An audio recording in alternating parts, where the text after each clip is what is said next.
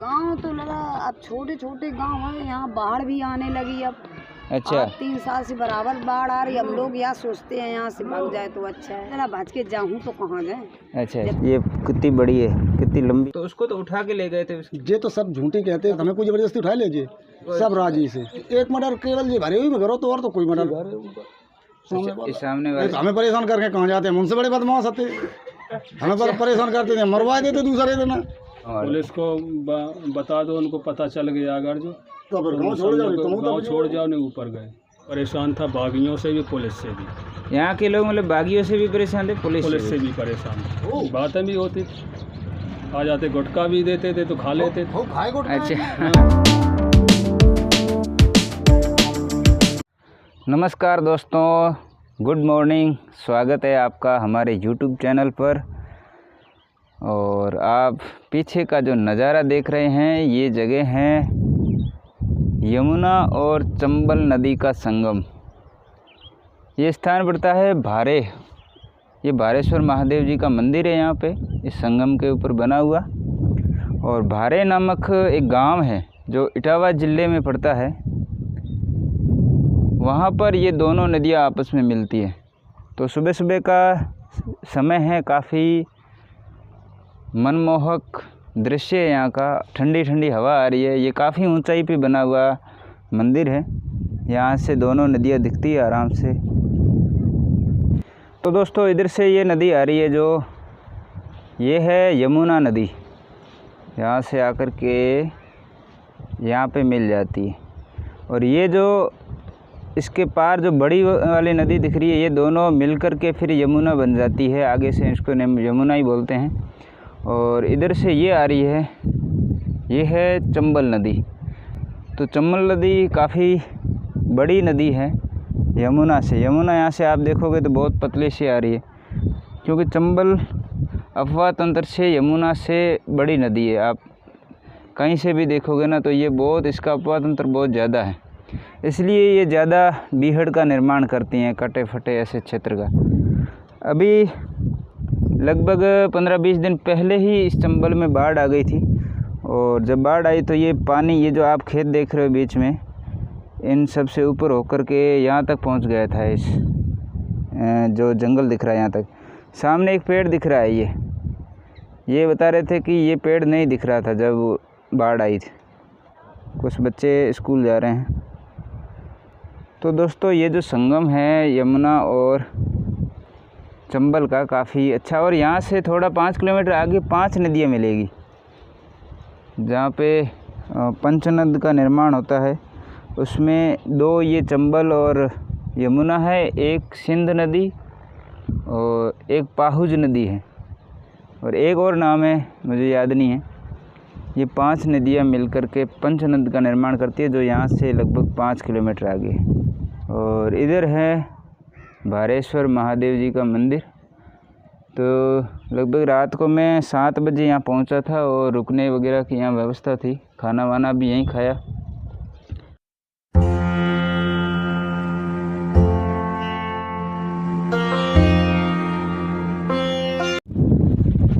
तो ये है भारेश्वर महादेव जी का मंदिर। और हवा आज बहुत तेज़ चल रही है, पंखे चल रहे हैं ना, हवा से चल रहे हैं। देखो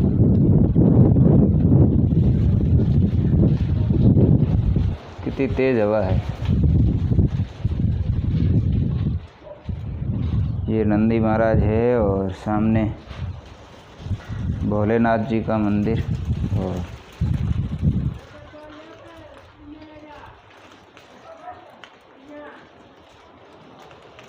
तो दोस्तों, अब हम चलते हैं आगे गांव की तरफ।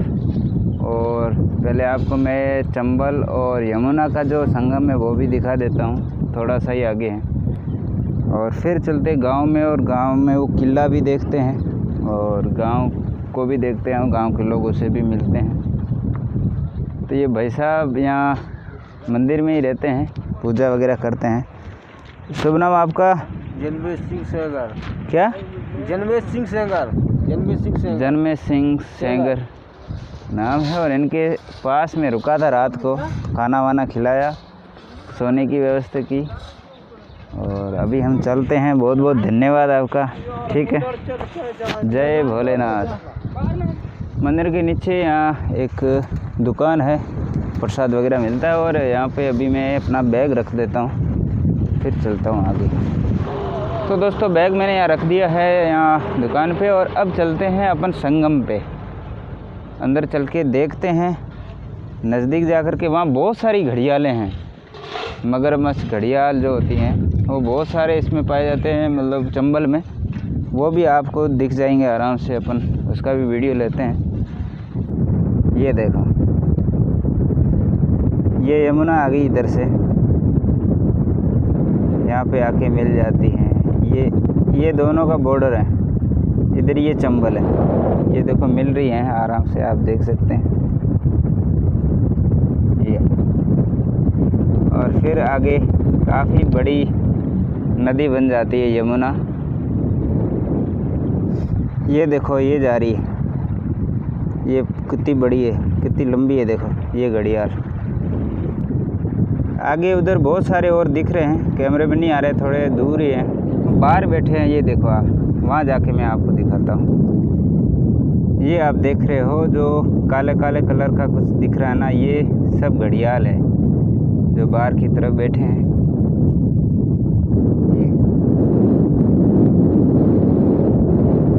और काफ़ी बड़े बड़े हैं, ये बहुत भारी हैं। नमस्कार दोस्तों, तो अभी हम पहुंच चुके हैं गांव में। ये बरेह गांव है, इटावा ज़िले में।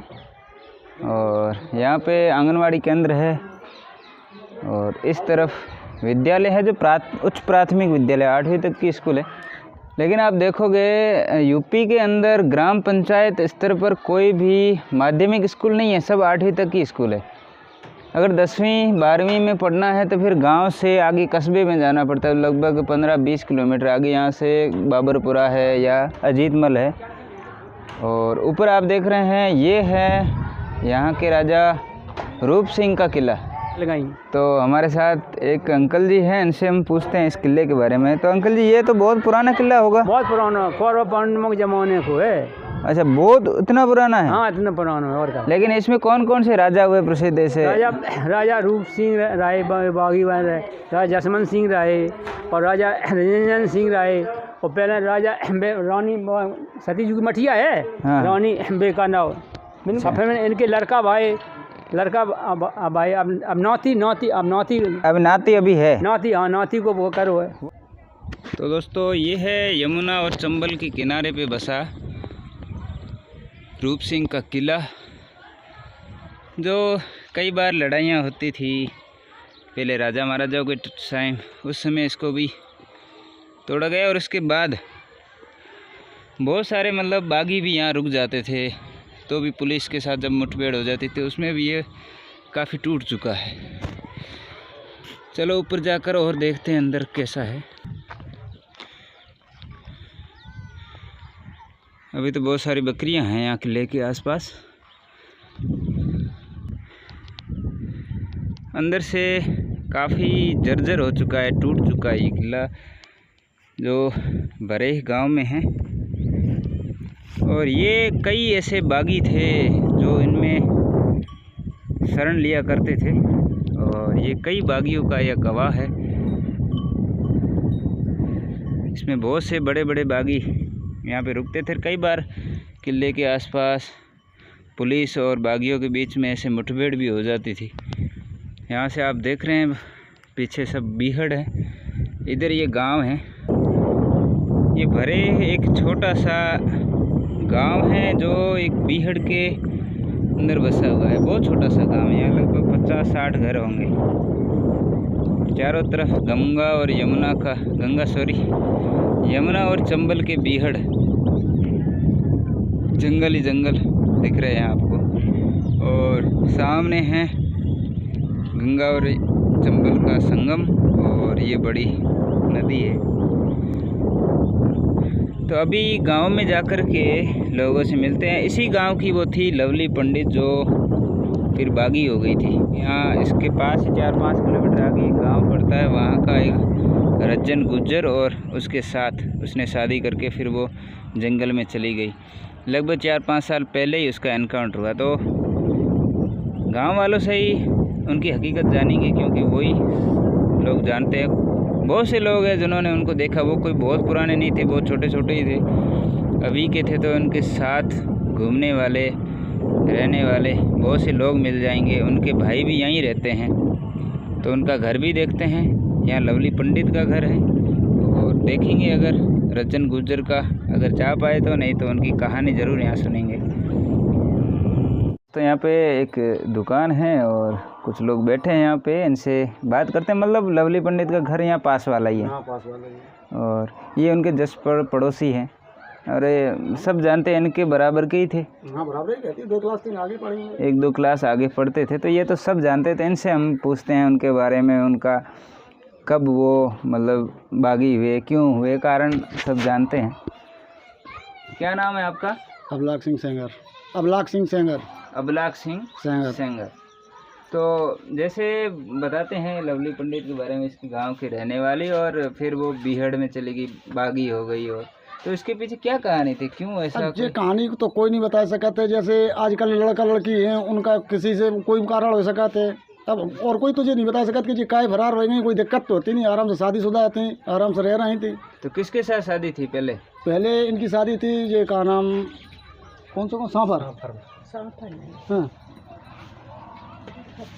हाँ, किसी गांव में उनकी किसी और के साथ शादी हाँ हुई शादी हो गई थी। शादी को करीब 2-3 साल हो गए, 2-3 साल बाद फरार भाई। एक बच्चे हुए तो बच्चा भी था, उसके बाद वो फरार हुई। उसके बाद फरार हुई। किसके साथ गई थी? मतलब वो रज्जन के साथ। रजन गुज्जर, उसका गांव यहाँ पास में पालन है जी, पास ही में है 1 किलोमीटर। और वो भी ऐसा बदमाश था? हाँ बदमाश तो हुई। तो उसके पीछे क्या कारण था? वो भी ऐसे ही बदमाशी करने के लिए, या कोई नहीं, घर तो की पहले से शुरू से बदमाश था, ड्रेसिंग के टाइम से। अच्छा। हाँ, इतने मुकदमा थे, तो वो तो बदमाशी लाइन में बने जाने है, तो दूसरा कोई कारण नहीं है तो जो बच सकते। अच्छा, पुलिस के डर से फिर वो भाग गया? वो बदमाशी बन गया। उनकी कोई ऐसे परेशान नहीं थी किसी के रंजिश से, वजह ना से? ना, इनकी कोई रंजिश नहीं, किसी से कोई रंजिश नहीं थी। ऐसे ही शौकिया वो चले बदमाश बने। जैसे सीमा परिहार थी। सीमा परिहार, तो वो तो उसको तो उठा के ले गए थे। ये तो सब झूठी कहते। कोई आदमी ये कहेगा कि अब इनकी पूछी जाए तो हर आदमी गाँव को यही कह के उठाए के ले गए थे। बदमाश किसी को कोई उठाने नहीं जाता, हमें कोई जबरदस्ती उठा लीजिए। अच्छा, तो ये जितनी भी महिलाएं बोलती हैं हमारे को, सब राजी से, सब राजी खुशी, सब राजी खुशी में। मतलब देखो, पता गांव वालों को, जो यहाँ के लोग रहते हैं, उनके साथ रहने वालों को सब पता है, लेकिन जो मीडिया में जो लोग बताते हैं, वो खुद बताते, वो तो ऐसे ही कहते हैं हमारे को उठा के ले गए, ऐसा कुछ होता है। केवल अपनी बचत के लिए कहते हैं सब लोग के, जैसे हमें परेशानी ना आए, जबरदस्ती उठा के ले गए। तो सीमा परिहार तो आपके जस्ट गाँव के पास की? हाँ, पास की बमाइन की है। बवाइन यहाँ से कितना दूर है? बमाइन यहाँ से वैसे सीधा तो पड़े करीब 4 किलोमीटर। 4 किलोमीटर नदी पार करके, जमुना पार करके। अच्छा, ये कितने साल फिर फरार रही? लवली करीब फरार रह रही थी 10 साल के लमसम। हाँ, 10 साल तक। तो इन्होंने ऐसे खूब लोगों को मारा भी होगा, मर्डर भी? एक मर्डर केवल ये भरे हुई में करो तो, और तो कोई मर्डर नहीं कर रही है। कहाँ पे? यहाँ पे मर्डर किया? हाँ, यही मर्डर हुआ था। जी घर है उनका, सामने वाले इस घर में। हाँ। ये किनका घर था? जीव पंडितन का। उन्हीं के परिवार के कई लोग थे, इनके दोनों के आपस में। हाँ, कोई तालमेल नहीं खा रहे थे, कोई चीज़ से दिक्कत थी, इसलिए फिर इनके कोई आदमी को उन्होंने मार दिया। इन्हें मार दिया। मतलब ये लोग क्या पकड़े करते थे, धंधा करते थे? बस धंधा था उनका। केवल वो बिजनेस बनाए थे, बनने की पकड़ाए जी, आप अच्छो खाए पी रहे थे। हाँ, बस और कोई मतलब नहीं। पुलिस को भी दे रहे थे, तो पुलिस भी उनको संरक्षण दे जाती थी? मिल जाते तो दे देते, नहीं पुलिस को नहीं देते। बनने पर पुलिस सुनी ना हो तो झूरा उठाओ पीठ पे लंबे भाई बनने के, ये मेरा हमें क्या करने। अच्छा, वैसी बदमाशी सोचो कि मर्डर के वजह से या कोई दिक्कत से भाई तो नहीं भाई ये कहोगी बदमाशी, खूब राजी खुशी में रहे है। अच्छा, बागी होने के बाद आप कभी उनसे मिले? खूब मिले हैं। का जब इनके रहने वाले हम तो मिलते ही रहे हैं, कहीं रास्ता जा रहा है, खेतन पे जा रहे हैं तो मिल गए। अच्छा, तो ये परेशान नहीं करते गाँव वालों को? नहीं तो हमें परेशान करके कहाँ जाते हैं, उनसे बड़े बदमाश आते, हमें परेशान करते थे, मरवा देते दूसरे दिन। कहाँ जी हो, क्षेत्र में थोड़ी बदमाशी चलाते। अच्छा, मतलब वो आप तो उनसे भी कह तो हैं। जब बताओ कि बे बदमाश बेड़ में सो रहा है, हम रोड पे फिर रहा है तो हम बदमाश है कि बे? अच्छा, हाँ, ये बताओ, बे पुलिस की डेर से भाज रहा है, हम सामने फिर रहा है तो बदमाश तो हम हैं। अच्छा, तो आपको क्या परेशान, अगर हमें किसी गांव वाले को परेशान करे तो वो फिर उनको मरवा भी देते? तो क्लियर बात है, जब गाँव वाले को परेशान करे तो तुम रे कहाँ ले हो? अगर पानी भारी हो तो गाँव से भरो, जाए बेड़ में तो हेडपम्प लगे ना। नहीं, अच्छा, बदमाशी नहीं करते, गाँव वाले से नहीं करते थे। गांव वाले अगर जो पुलिस को बता दें तो फिर समझो कि गए ऊपर। अच्छा, गांव पुलिस को बता दो, उनको पता चल गया अगर जो, तो गांव छोड़ जाओ, नहीं ऊपर गए। अच्छा, इतना। हाँ, इतना भय बना के रखते थे। अच्छा, वो अगर कोई पुलिस से सूचना करे, पुलिस की सूचना करे, पुलिस भी मिली हुई रहती थी लगभग, और पता चल जाएगा आपने सूचना की, तो फिर उस पे तो वो तो सीधा ऊपर। हाँ, काम ही खत्म है सीधा। फिर गोली मार देते थे, वो तो बदमाश थे उनका। हाँ। तो गांव वालों से इतना ही है कि भाई वो उनके साथ मिले रहे तब तक ठीक है। हाँ, और जरा सा फूट गए तो गए ऊपर। और पुलिस के साथ हो गए, इसका मतलब पुलिस का सिस्टम है तो कोई बदमाशन को ना दोस्ती और ना दुश्मनी। हाँ, दोनों लोगों से, ना पुलिस से, ना उनकी उनसे, ना उनकी उनसे। हाँ, पहली बात तो जाए कि अब तो आदमी ठाड़ा होता है ना, पुलिस का एक मोटरसाइकिल की आवाज मिल जाती है उतने में कि को जे पुलिस हो, मैं जो पूछा बताई जा रही हूँ। पुलिस से इतना भयभीत था हमारे यहाँ आदमी। अच्छा, हाँ, पुलिस देख के भागता था, कहीं 200 लगा दें, कहीं कुछ गुंडा एक्ट लगा दें, कहीं कुछ। आदमी परेशान था, बागियों से भी, पुलिस से भी। यहाँ के लोग मतलब बागियों से भी परेशान थे, पुलिस से भी परेशान थे। तो वो कहती थी बदमाशों को, तुम खाना देते हो, हाँ, तुम राशन देते हो, आपको परेशान करते थे, नहीं तो कोई केस ही लगा के बंद कर दे। अच्छा, और अगर आप उनको राशन पानी नहीं दे रहा है तो मर रहा है, ऊपर जा रहे हैं, तो आप मतलब दोनों के बीच में पिस रहे थे। अब स्वतंत्र हैं बिल्कुल। तो पहले का जो आपने वो दौर देखा है, आपको कैसा लगता था? मतलब कितना दहशत थी? पहले बहुत अच्छा खराब था। अब ये एक तरफ जो ये और ये एक तरफ है जो कह रहे हैं कि वो काफी मतलब दहशत भरा था। अब आदमी स्वतंत्र है। ये एक निर्भय गुजर को भी आपने देखा था? सभी को, निर्भय को, रज्जन को, फक्कड़ को, सभी को देखा। अच्छा, क्योंकि जब क्षेत्र में घूमते थे, हाँ, तो हर खेत जाना हमारा लोगों का भी काम रहता था। अच्छा, तो मिल जाते थे, तो उनसे मुलाकात, कभी बातें भी की होगी? बातें भी होती थी, आ जाते, गुटखा भी देते थे तो खा लेते थे। अच्छा, हाँ, तो सही बात है जो। तो आपने कभी मुठभेड़ होते देखी, आमने सामने लड़ाई हो रही? सामने लड़ाई हमने होती, पुलिस और उन दोनों के बीच में ऐसे नहीं? और उनकी आवाज़ें सुनी, फायरिंग सुनी है कि बराबर हो रही मुठभेड़, लेकिन वहाँ कौन जाएगा? इसलिए आपने पुलिस खुद भागती थी, पुलिस डरती थी उनसे? डरती थी क्योंकि उनके पास असलाह थे अच्छे। अच्छा, उनके पास जो हथियार थे वो बहुत अच्छे थे और जंगल की रास्ता उनको मालूम थी सब, इसलिए पुलिस कम जाती थी अंदर, सक्सेस नहीं थी। दूसरी बात क्या थी, उस जमाने में मोबाइल सिस्टम कम था। अच्छा, तो इसलिए उनकी कोई ना तो लोकेशन पता चलती नहीं थी, और कोई सूचना भी उनको दे तो वहाँ थाने में जाएगा तो समझो कि लीक आउट हो ही जाएगी बात। अच्छा, फ़ोन से अगर जो अब आज ऐसा सिस्टम हो तो फ़ोन से अलो कर दो, बात खत्म। हाँ, तो मतलब एक निश्चित स्थान नहीं था पुलिस से, उनको भी डर तो था ही, भय तो था, तो पूरा ही डर था कि तो भागना तो पड़ता ही था, भागना ही पड़ता था। मतलब वो 10-10, 20-20 साल उन्होंने जंगल में निकाले, इतने आसान भी नहीं थे। बहुत आसान तो नहीं थे बिल्कुल। पुलिस जब अभियान चलता था तो उनको लेने के देने पड़ते थे। अच्छा, हाँ, एक जगह कभी रुकते ही नहीं थे, वो भागते ही रहते थे पूरी जिंदगी। आज यहाँ रुक गए जंगल में तो कल पता चला दूसरी जगह चले। लेकिन इन्होंने मतलब ज़्यादा इतनी हत्याएं नहीं की, बस पकड़े ज़्यादा की, हत्याएं ज़्यादा नहीं की, क्योंकि उनका मेन बिजनेस था पकड़ करना। ऐसा था, इनका नेटवर्क था बहुत तगड़ा। अच्छा, जो पकड़ लाने वाले थे वो दूसरे गैंग थे। अच्छा, वो वहाँ से पकड़ ले आते थे, इनको देते थे कुछ परसेंटेज पे, यानी इतना हिस्सा हमारा, वहाँ से आदमी उठा के इनको पहुँचा देते थे। रोडों पे बदमाश उठाने नहीं जाते थे, रोडों के गुंडे उठाते थे, दूसरे गुंडे होते वो उठा के इनको पकड़ा देते थे, फिर ये उनसे फिरौती मांगते थे, उनको परसेंटेज दे देते थे। तो ये है, बहुत बहुत धन्यवाद। आपका क्या नाम है? हमारा नाम भंवर सिंह भदौरिया।